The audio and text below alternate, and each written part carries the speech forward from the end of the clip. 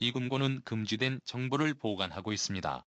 어떠한 경우에도 개방 및 열람하지 마십시오. 상부의 지시가 있었거나 본인의 충동을 제어하기 힘들다면 아래 번호로 연락하십시오. 만일 열람하고자 하는 욕구가 너무 크다면 복약지 침에 따라 XD70을 복용하십시오. 부작용을 고려하여 최대 6개월의 유급휴가가 주어집니다. 다시 한번 강조합니다. 열람에는 국장과 임원급 전원의 동의가 필요하며 높은 확률로 당신의 상사는 지시를 내릴 권한이 없습니다. 이 정보를 파괴할 효과적인 방법을 찾았을 때에만 예외적으로 접근이 허용됩니다. 허가 없이 이상 접근한다면 보안 시스템에 의해 사살됩니다. 금고의 비밀번호는 797644403입니다. 어서 문을 여십시오. 비밀번호가 일치합니다. 금고를 개방합니다. 환영합니다. 로컬 디스크 F 이동식 저장 장치 연결됨. 로딩 중. 로딩 완료. 제9차 소망대교 탐사 보고서 년 월 1. 이 보고서는 년 월 1일까지 실시된 9차 소망대교 탐사 기록으로 탐사위원회 영상 녹화물을 문자한 것이다. 영상을 직접 시청하는 것은 절대 금한다. 탐사 인원 탐사팀 2팀, 최명길 수사요원 1명, 탐사 목적 소망대교와 해소동 일부에서 발생하는 이상현상 원인 분석, 비자발적 소망대교 진입자를 위한 지침서 작성, 탐사 요건 전문 훈련을 받은 요원 1명, MP5 기관 단총 한정과 탄알집 5개, 맞춤 개전된 소렌트 차량, 탐사 방법, 소망대교 통과. 첫 번째, 새로 정립된 안전수칙을 바탕으로 9차 탐사가 실시되었다. 요원은 훈련받은 대로 소망대교에 진입한다. 요원이 톨게이트에 진입하여 1,200원을 지불한다. 친절한 미소를 띠며 직원이 영수증을 내민다. 당국에서 작성한 안전수칙이 쓰여있다. 1분간 대기했지만 아무 특이사항이 없다. 지휘실에서 구두보고를 지시하여 영수증 내용을 확인했으며 8차 탐사 이후 작성된 안전수칙이 정확히 적혀 있었다. 이로써 알파-15 조치가 성공했음이 증명되었다. 세 번째, 구두보고를 끝낸 요원이 출발하였다. 내비게이션을 해서 어린이 대공원으로 설정하였다. 특이사항은 발생되지 않았다. 약 400m 구간에서 속삭임이 녹음되었다. 음성의 주체는 불명했으나 내용은 특정할 수 있었다. 빨간색, 빨간색, 난 빨간색이 좋아. 노을역 하늘도, 가을의 단풍도, 모두 예쁜 빨간색. 요원은 해당 음성이 들리지 않는다고 답했다. 위 현상은 이전에 보고된 적이 없었다. 네 번째, 야간처럼 어두워진 현상이 500m 구간에서 발생하였다. 내비게이션이 좌회전을 안내하였다. 해무가 짙어 갈림길은 아직 보이지 않았다. 다섯 번째, 안내 음성과 반대로 요원은 우회전을 준비하고 있었다. 잠시 후 새 갈림길이 나타났다. 양갈래길 이외의 길은 보고된 적이 없었다. 요원은 브레이크를 밟았지만 변속기 개조로 인하여 속도는 매시 46km 아래로 내려가지 않았다. 여섯 번째, 영거리에 진입할 때까지 요원은 방향을 정하지 못하여 가운데 길로 직진하였다. 이 시점에서 지휘부와 실시간 영상 및 음성 통신은 단절되었다. 이후 내용은 모두 녹화본을 토대로 쓰여졌다. 일곱 번째, 2차선에 빨간 페인트로 환영합니다 라고 쓰여있다. 500m 후 4차선이 사라졌다. 300m 후 3차선이 사라졌다. 200m 앞에 2차선이 사라진다. 요원은 1차선에 진입한 뒤 신호를 끄고 기관단총을 장전하여 턱을 겨눈다. 여덟 번째, 제 아들내미 이번에 초등학교에 입학하거든요. 잘 좀 돌봐주세요. 요원은 이 말을 남기고 방앗을 당겼다. 총성은 울리지 않았다. 거듭 방앗을 당겼으나 총은 작동하지 않았다. 침착하게 탄창을 갈아 끼우고 다시 자살 시도를 했다.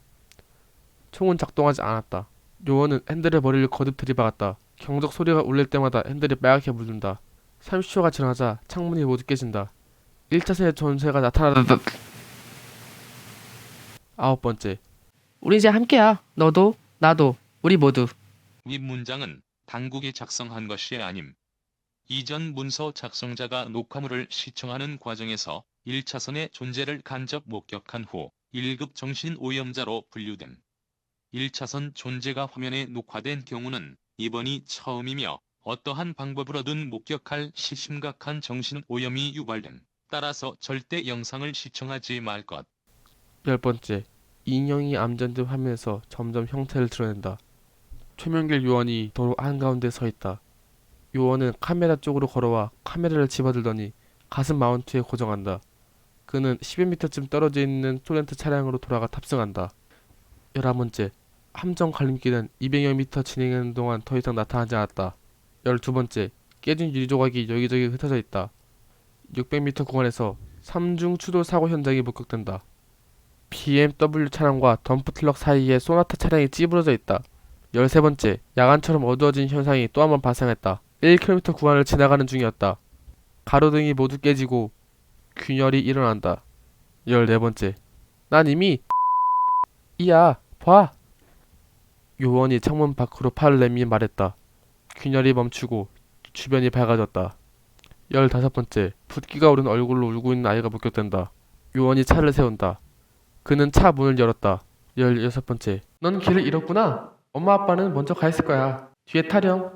오늘은 어린이날이니까 아저씨가 태워주마. 이에 지우는 한박 웃음을 지으며 뒷좌석에 올라탔다. 17번째, 물 안개 속에서 갈림길이 나타난다. 내비게이션이 좌회전을 지시한다. 18번째, 감정에 동의 없이 요원은 왼쪽 길로 진입했다. 19번째, 함정일 것이 분명했으므로 요원은 자살을 선택해야만 했다. 그러나 그는 태연히 직진하였다. 20번째, 깨어날 기미도 없이 지우는 잠들어 있다. 이례적인 일이다. 21번째, 900m 앞에 좌회전이라는 안내 음성이 들려왔다. 22번째, 음성이 지시한 대로 진행했다. 23번째, 을명 IC라 명명된 차선이 나타났다. 을명동은 2006년 대규모 인구 손실 이후 해서동과 통합되어 사라진 지명이다. 요원은 을명 IC로 빠져나가 지훈을 갓길에 내려주었다. 주변은 새빨간 안개가 가득해서 아무것도 보이지 않았다. 내비게이션은 목적지에 도착했음을 알린다. 지훈은 배꼽 미사를 하며 빨간 안개 너머로 사라진다. 24번째, 마찬가지로 손을 흔들어준 뒤 요원은 차량을 돌렸다. 목적지에 초자연 현상 관리국 해서동 지부를 입력하고 주행한다. 25번째, 시간이 지나자 콘크리트 구조물과 쇠사슬이 보인다. 쇠사슬 너머에 당국에서 파견한 차량 몇 대가 서 있다. 요원은 쇠사슬로부터 10걸음 앞에 세운 뒤 천천히 걸어 경계를 넘었다. 대기 중의 의료진이 그를 격리하여 건강 및 정신 감정을 실시했다. 26번째, 며칠 동안 수면과 식사 없이 활동했음에도 그는 건강했다. 오염도 수치 또한 정상이었다. 그는 관리국 해서동 지부로 이송되었다. 담당관 김준경이 표준 문답지에 따라 최명길 요원을 신문했다. 그의 카메라는 수거되어 정보부로 전달되었다. 아래 내용은 증언 및 CCTV 등 여러 데이터를 취합하여 작성되었다. 27번째, 하나하나 답하기에는 내용이 너무 많다며 요원은 펜과 종이를 요청했다. 김준경은 수첩과 모나미 볼펜 2개를 건네주고 자리를 떴다. 30분 뒤 작성이 끝났다며 요원이 수첩을 제출하였다. 김준경은 수첩을 가지고 사무실로 돌아갔다. 28번째, 늘 그랬듯이 앞으로도 우리는 후회합니다. 영원히 후회하겠지요. 최명길은 김준경 과장의 사무실 앞에서 서서 위 문장을 거듭 중얼거렸다. 13분 42초 뒤 문이 열리고 김준경이 나왔다. 텅 빈 눈두덩이에서 피가 솟구쳤다. 스스로 눈을 뽑아낸 그는 미소를 띠고 있었다. 29번째, 을명동으로 가세요. 오늘은 어린이날이니 즐거운 일이 있을 겁니다. 후회는 이제 그만하셔도 좋습니다. 최명길이 말했다. 김준경은 고개를 끄덕이고는 창문을 열려고 뛰어내렸다. 머리부터 떨어진 그는 목이 꺾이고 두개골이 깨져 뇌수를 흘리면서도 즐겁게 바닷가로 달려가 물속으로 가라앉았다. 30번째, 71명의 직원이 정신오염 증상을 일으켰다. 대부분 영상을 분석하던 정보부 직원이었다. 오염이 심각한 직원들은 창문 밖으로 뛰어내렸다. 그들은 김준경과 똑같은 증상을 보이며 바닷가로 달려갔다. 31번째, 하나, 둘, 사망자가 누적되어 총 17명이 사망했다. 코드 R-1이 발령되어 기동대 병력이 투입되었다. 기동대는 정신오염된 직원들을 제압하고 격리하고 심각한 정신오염 수치를 보이는 자를 사살했다. 최명길 요원은 방송시에서 발견되었다. 해서동 전체의 수첩 내용을 읽기 직전 기동대의 총에 맞아 사망했다. 32번째, 자동소총 격발음이 몇 차례 되울린다. 확인 사살을 끝낸 기동대가 복도에 널브러진 시신을 치려 철수한다. 33번째, 빨갛게 변한 복도는 텅 비어있다. 머리에 구멍 뚫린 최명길이 방송시에서 나온다. 창문 밖으로 뛰어내리는 모습이 촬영된 이후 그는 사라졌다. 요원은 사망 처리되었다. 여러 정황을 볼 때 1차전 전제와 상호작용한 이후 최명길 요원은 더 이상 일반적인 인간이 아닌 것으로 판단된다. 따라서 일반인 중 1차선 존재와 접촉하고도 무사히 탈출한 이들은 위험인물로 파악되는 바 생존자들을 추적하여 격리하여야 한다. 요원은 탐사에서 돌아온 뒤 10분 56초간 김준경 과장과 면담을 진행하였다. 아래는 그 내용의 일부이다. 1차선에 있던 것은 무엇입니까? 궁금하십니까? 궁금하지요. 그것을 직접 보고 돌아왔다고 방금 말하지 않았습니까? 1차선의 그것에 대해 많이 알면 알수록 피해자는 줄어들 겁니다. 혹시 기억하기 괴로우시면 마음을 추스릴 시간을 드리겠습니다. 아니요, 괴롭긴요. 오히려 기쁩니다. 호기심은 잘 닦인 개와 같아서 달리기에 어려움도 없지요. 모든 사람이 당신처럼 호기심을 가졌으면 좋겠습니다. 갑자기 무슨 말인가요? 종이와 펜을 주시겠습니까? 제가 메모하겠습니다. 말씀하세요. 하나하나 말하긴 너무 길어서요. 부탁드립니다. 오명우는 해수동 지부 행정부에 근무하는 자로서 직급은 부장이다. 사건 발생 일주일 전 그의 딸이 스스로 소망대교에 진입하여 실종된 이후 연급 인지오염체에 대한 관심을 가진 것으로 진술했다.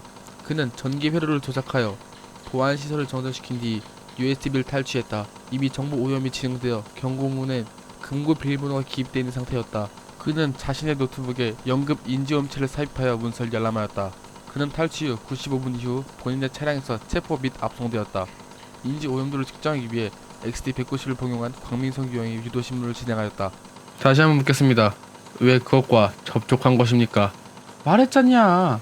딸내미가 왜 거기에 가는지 알고 싶었어. 그것뿐이야. 다른 안전한 기억도 있었습니다. 당신은 9차 탐사 기록을 제외하면 모든 정보를 열람할 권한이 있지 않았습니까? 왜 하필 9차 탐사 기록이 필요했던 겁니까? 그것도 말했지. 호기심 때문이라고. 겨우 그런 이유라고요? 겨우라니, 이건 그런 종류 호기심이 아니야. 난 원래 그런 것에 관심조차 없었어. 알게 뭐야. 난 행정부 소속이라고. 씨발. 소망대교니 뭐니 그 족같은 다리는 매달 올라오는 실종자 보고서로만 접했다고. 난 거기에 도장을 찍었을 뿐이고. 그런데 있잖냐, 내 딸내미가 그렇게 되고나니까 더 이상 관심을 가지지 않을 수 없었어. 대체 왜 그 생지옥으로 들어간지, 어째서 입구에 세워진 경고문을 보고도 들어가야만 했었는지 알아야 했어. 나는 지금껏 수많은 사람들이 경고문을 무시한 채 소망대교를 뛰어드는 이유, 인부들이 자꾸 실종되어서 콘크리트로 입구를 막을 수조차 없는 이유, 정부부의 인지저항 약물이 소비가 유독 큰 이유, 바로 호기심 때문이야. 가끔씩 해무가 옅어지면 강변도로의 끝자락에 소망대교가 모습을 드러내지. 대부분의 사람들은 무서워하지만 불쌍한 민정이는 그 작은 호기심을 가졌어. 처음 보는 달이네? 원래 저기 있었나?